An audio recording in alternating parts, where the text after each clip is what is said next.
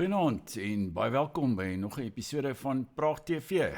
As jy nog nie op die kanaal ingeteken is nie, maak gerus so deur op die knoppie te klik, as ook op die klokkie sodat jy kennisgewings van toekomstige video's mag ontvang. Nou, vanaand se titel is Johannesburg die nuwe Detroit? Want oor die afgelope aantal weke en natuurlik in aanloop tot die komende munisipale verkiesing in Suid-Afrika, het al heelwat berigte in die media verskyn oor die toestand waarin Johannesburg verkeer en veral die haglike finansies van die stad. En ek self wat hier in Johannesburg woon, ek weet nie hoekom ek eintlik in Johannesburg woon nie, maar ek woon seker al meer as, 50 jaar of langer in Johannesburg. En behalwe nou die 7 jaar wat ek in Parys, Frankryk gewoon het, en 'n jaar in Durban, 1 jaar in Pretoria, het ek my hele lewe hier deurgebring. Dis het ek gesien hoe die stad eintlik van 'n soort, 'n vooruitstrewende, moderne metropool agteruit gegaan het tot waar dit vandag en veral die gedeeltes van die middestad en Hillbrow, Berea, Yeoville en al hierdie plekke, hoe dit vandag eintlik 'n derde wêreldstad geword het met geweldige probleme, en selfs hier waar ek woon in die, sal ons nou maar noem, die meer gegoede voorstede, het ons ook geweldige probleme met water, meer onlangs, nou in Junie en Julie was ons eintlik amper meer sonder water as wat ons water gehad het. Tans het ons darm water. Maar die langste, daar was 'n tyd, so 'n week of 10 dae gelede, was ons 6 dae sonder water. Nou, jy kan so of nog sonder elektrisiteit klaarkom, maar water raak nogal 'n krisis. Maar 'n mens maak planne, boere maak 'n plan en wat ook al.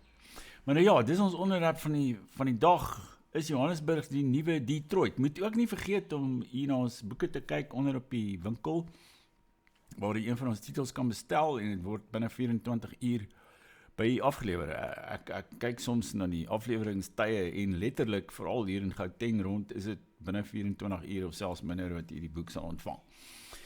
En die afleweringskoste is daarom nie, ons subsidieer ook eintlik die afleweringskoste. Nou ja, sonder verdere gedoe, kom ons gesels oor Detroit en Johannesburg. Nou, ek gaan sommer inval en vir die so 'n stukkie wys,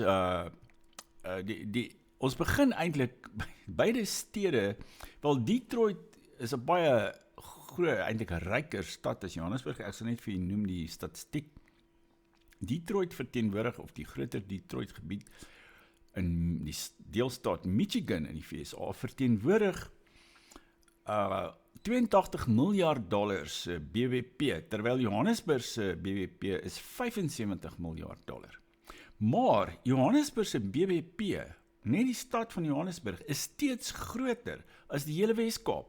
En dis hoekom 'n klomp mense argumenteer dat Johannesburg nou op een of ander manier gered moet word van sy huidige toestand. Maar die ander groot ding wat Detroit, ek sal nou vir jy 'n bietjie meer van Detroit vertel, maar die ander groot ding wat die twee in gemeen het, is natuurlik dat albei, of gedeeltes van die stede, en veral dan natuurlik die middestad van Detroit, het deurgeloop onder geweldige onluste. En ek dink dis waar ons hierdie video gaan begin, want ek dink dit verklaar iets van die agteruitgang van Johannesburg en natuurlik die agteruitgang van Detroit. Detroit is bankrot verklaar hier rondom 2012, 2013. En toe was eenvoudig net die hele stad dit was die grootste munisipale bankrotskap nog in die hele Amerika. Maar kom ons skakel oor na hierdie video toe, wat vir jy net so klein, dis net so 'n minuut lank, waar jy so 'n bietjie van 'n indruk kry van wat die onluste van 1967 aan Detroit gedoen het. Keep on riding until they stop on it. On July 23rd, 1967, Detroit was hit by a riot. We said it couldn't happen, but it did, and the nation was shocked. This is a portion of the story of that riot, which left 43 dead, thousands injured, and and a city in flames. These films tell a part of that story. We're going to use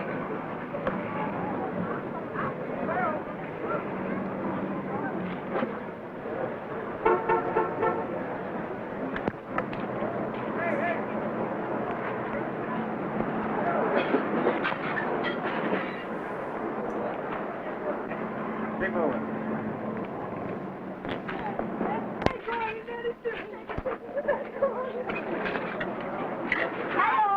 What do you think about all that? Oh, I think it's kind of awful because people put themselves in the position to suffer. All the stores are closed and the restaurants. You blame anybody for all this? Really, I don't know who to blame, but it's really awful. Think it makes it right? Pardon? Think that makes it right? No, it isn't right. You angry? You mad at everybody?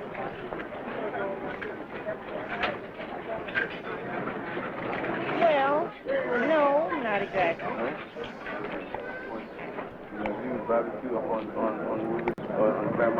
Nou, daar het jy dit is van die tonele na afloop van die groot onluste in Detroit. Nou, hierdie onderhoud wat hierdie persoon voer met die swart vrou daar op straat, voor die winkel met die gebreekte vensters, hy vra vir haar, wat sy daarvan dink, en sy sê dit is, sy dink sy het 'n baie negatiewe kommentaar daaroor, dit is awful, sê sy, dit is verskriklik. Maar, anders as in Detroit, waar daar 'n negatiewe konnotasie aan hierdie onluste van 1967 kleef, tot vandag toe, en hulle het ook daarvan gepraat as die rasseonluste van Detroit, want dit het ook vanweë rassekonflik tussen die blanke polisie en die swart inwoners van Detroit plaasgevind. In Suid-Afrika word die, as ons nou net dit was die 1967 onluste in Detroit, as ons nou daai syfer omdraai, na die 1976 onluste in Suid-Afrika, dan word daardie onluste nog steeds in 'n baie goeie lig gesien. Dit word gesien as 'n opstand en as 'n soort van 'n politieke daad en wat ook al. Ek het nou sommer so op YouTube, maar daar's eintlik baie min ordentlike videomateriaal beskikbaar online van die 1967 onluste. Toe ek sommer hierdie stukkie op die ou SAIK, wel die SAIK se YouTube gekry, wat ek nou vir die sal speel om jy 'n indruk te gee daarvan. En ja, die positiewe lig waarin hierdie onluste beskou word. Goed, kom ons kyk gou daarna.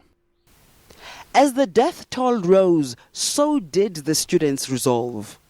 The rioting soon spread from Soweto to other towns. The police and the army also seemed to be buoyed by the message the apartheid government was sending out. The police, however, are actively engaged in restoring order, and there is definitely no reason for any panic. This government will not be intimidated, and instructions have been given to maintain law and order at all costs. Those educational institutions at which blacks are destroying their own amenities will be closed. The 1976 uprising raised the political awareness of students. It also introduced a renewed sense of independence and initiative among the youth, inspiring them to change their lives. Liberation organizations were never behind the planning of the June 16 march, but the state's response to the students' uprising was nothing short of brutal. This forced thousands of young people into exile. Nou daar, soos ek gesê het, word hierdie onluste in Soweto wat plaasgevind het, wat eintlik ook verskriklik was in die sin dat dit ongekende skade en vernietiging en moord en doodslag veroorsaak. Daar word nooit gepraat van Dr. Melville Edelstein, die sosioloog en maatskaplike werker. Hy was eintlik in beheer van die maatskaplike werk of welsynsdienste in Soweto. En hy was die eerste persoon wat vermoor is in daardie onluste. Hy was heeltemal onskuldig en hy het sy hele lewe gewy aan die mense van Soweto en om hulle te probeer ophef en hulle sosiale en maatskaplike probleme te probeer oplos. En hulle het hom eers doodgemaak en hulle het een of ander plakkaat daar geplaas by sy lijk wat sê iets in die trant van Kieleboer. Ja, iets van 'n boer. Hulle het hom 'n boer genoem alhoewel hy etnies 'n Engels sprekende Jood was. Maar dis sien ons dat sowel Detroit as Johannesburg het dit in gemeen dat daar geweldige onluste op 'n stadium in Detroit in 1967, in Johannesburg of dan in Soweto wat op daardie stadium sy eie munisipaliteit gehad het, plaasgevind het. En na afloop van die onluste natuurlik het al hierdie soort boykotte en wanbetalings begin plaasvind in Soweto en sedertdien het Johannesburg nog nooit daarin geslaag tot nou toe om 'n baie groot deel van die inwoners te kry om hulle vir hulle munisipale dienste soos water en elektrisiteit te betaal nie.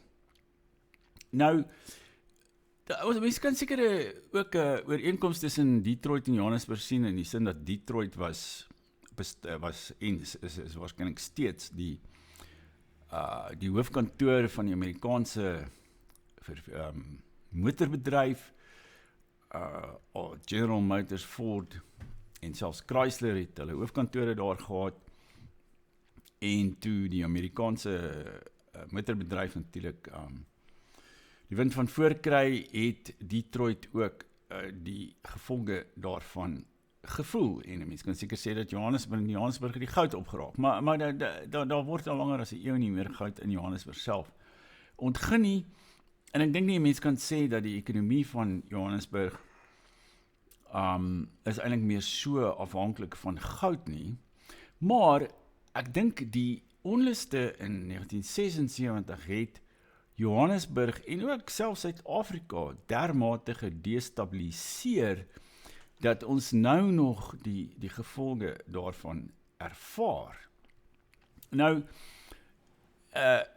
toe Johannesburg, Detroit is ook nogal, sal mens maar sê, 'n ongewone stad in Amerika, in die sin dat dit is die enigste groot stad wat vir 'n geruime tyd en veral sedert die onluste in 1967 deur 'n swart munisipaliteit regeer is. En net so het Johannesburg natuurlik na 1994 en die herindeling van die herafbakening van munisipale grense 'n ANC munisipaliteit gekry, wat ook natuurlik 'n swart munisipaliteit verteenwoordig. En ons het gesien dat daar geweldige korrupsie en wanbestuur in Johannesburg plaasgevind het. En ek hoef my nie daaroor te glo nie, jy kan net gaan soek op die internet en selfs in die hoofstroom media sal jy vind dat dit word algemeen aanvaar dat Johannesburg ontsettende swak bestuur van sy huidige munisipaliteit ervaar. Nou, 'n ander ooreenkoms tussen die twee stede, Detroit in Michigan, VSA, en Johannesburg, Transvaal of Gauteng soos dit deesdae heet, is dat die blankes het eenvoudig die middestad verlaat. Hulle praat in Amerika van white flight. In Suid-Afrika kan ons seker van blanke vlug praat, en omtrent al die blankes het uit die middestad van Johannesburg en al die groot maatskappye het die middestad as ook die wolkekrabber buurte soos Hielbra Berea gevlug. En die gevolg daarvan was binne 'n baie kort tyd 'n geweldige verval en infrastruktuur en die stad het uitmekaar val. Ek het so jaar of 2 gelede daardeur Hielbra gery, daar naby die goudtrein stasie, die Johannesburgse goudtreinstasie, as mens net so eentjie daar vandaan bietjie loop of ry, dan sien jy eintlik sulke hoë Philipshope wat so hoog soos 'n mens is, wat nooit eers verwyder word nie. En dit is 'n haaglike, en daar's natuurlik al hierdie gekaapte geboue in Johannesburg, en daar was selfs, ons kan op stadium miskien daarna ook kyk, daar was 'n BBC dokumentêr wat gemaak is, waar hulle getoon het hoe, ek dink ek het dit ook al hier genoem, waar 'n hele gebou se riool in die parkeer garage, die ondergrondse parkeergarage van daardie woonstelgebou ronddryf, terwyl die gebou self het lankal nie meer water of elektrisiteit nie, want dit is afgesny deur die munisipaliteit en die gebou word nou deur een of ander syndikaat beheer. Maar 'n verskil tussen Detroit en Johannesburg is dat toe hierdie blanke vlug vanuit die middestad van Detroit plaasgevind het na die onluste van 1967, het die bevolking van die stad afgeneem van 2 miljoen. Detroit was eers omtrent die rykste stad in Amerika, toe die motorbedryf op sy hoogtepunt was met Ford en General Motors, maar so in die 30er, 40er jare daar rond. Ja, was dit die rykste stad in Amerika, en met pragtige geboue wat hulle al gebou het, en jy kan ook maar gaan Google en gaan kyk op die internet, hoe lyk baie van daardie geboue vandag in Detroit, en jy weet, baie van hulle is ook gesloop natuurlik sedertdien, maar die bevolking van Detroit het afgeneem van 2 miljoen na 700.000 toe. Terwyl in Johannesburg het die teenoorgestelde gebeur, want die geboue wat die blanke bevolking verlaat het, is toe, veral natuurlik die woonstelgeboue, is toe gevul deur swartes wat van oor die hele Afrika eintlik gekom het, en daar's geweldige oorbevolking in Johannesburg, en die bevolking van die bevolking van die stad het geweldig toegeneem, terwyl die infrastruktuur nie bygehou het nie, en selfs natuurlik verval het, omdat dit nie onderhou word nie. Dus Johannesburg bars uit sy nate weens hierdie chaotiese verstedeliking, en die infrastruktuur val, omdat mense nie weggaan nie, maar weens 'n te groot aanvraag. Nou, Detroit het sedertdien blykbaar, dis wat hulle sê, het dit herstel. Maar, hoe het Detroit herstel? Dit het nie, en daar's miskien 'n les vir Johannesburg hierin, alhoewel ek dink nie dieselfde roete gaan in Johannesburg gevolg word nie. Nou, Detroit het nie herstel as gevolg van enige iets wat die munisipaliteit gedoen het, of wat die plaaslike bestuur of die plaaslike politici gedoen het nie. Die deelstaat Michigan het ingegryp en die mag eenvoudig van die korrupte stadsraad weggeneem en 'n noodbestuurder aangestel. Trouwens, hulle het 'n soort van 'n blanke diktator so aangestel. Sy naam was Kevin Orr. En hy het begin om die hele plek te herorganiseer. Hulle het die amptenare afgedank, eenvoudig afgedank, en hulle het begin om van hierdie leë geboue en al die goed net eenvoudig te sloop. En daar was ook 'n massiewe $830 miljoen ooreenkoms wat hulle die Grand Bargain genoem het, wat hulle gesluit het om pensioene te red van die amptenare wat nou al afgetree het, terwyl die Amerikaanse federale regering ook miljarde dollars ingepomp het om die motorindustrie aan die lewe te hou.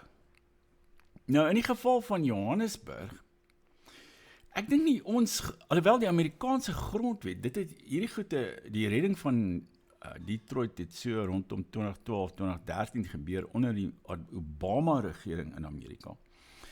En alhoewel die grondwet van Amerika ook nie voorsiening daarvoor maak dat die federale staat of selfs 'n deelstaat soos Michigan beheer van die munisipaliteit kan neem nie, het hulle dit wel gedoen.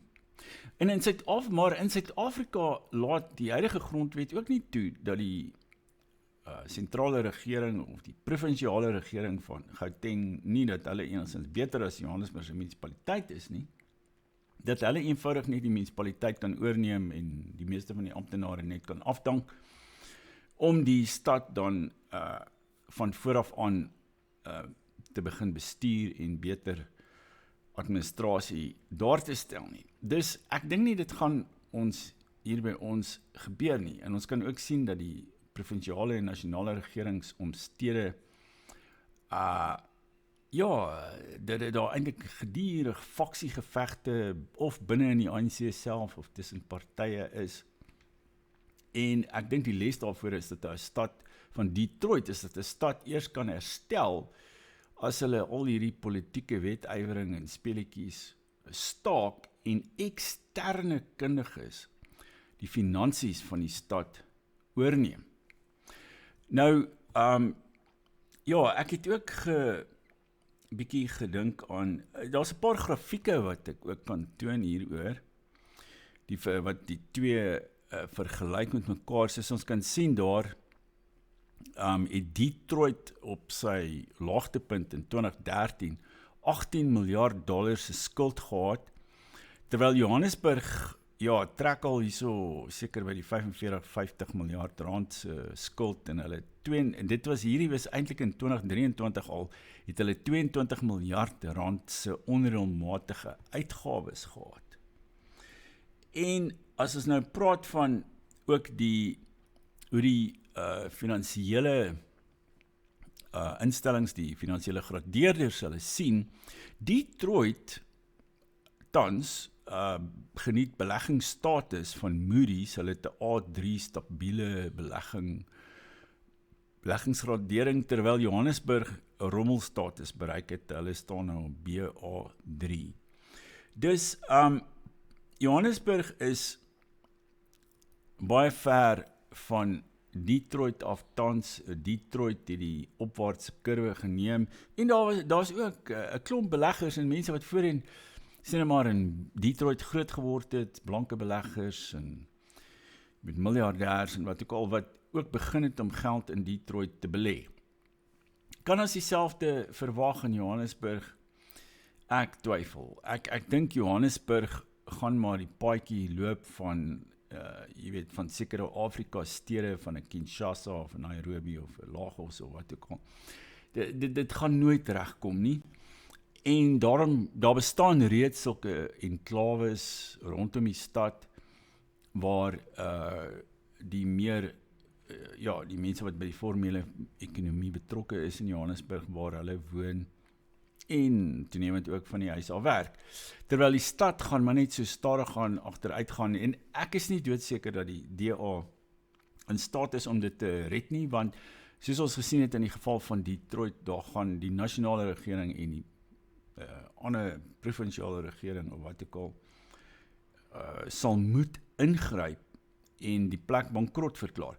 Wel, wat ook nie in Suid-Afrika nodig gedoen kan word nie, want in Amerika het hulle wel Detroit onder sogenaamde hoofstuk 9 bankrotskap geplaas, en dit het hulle in staat gestel om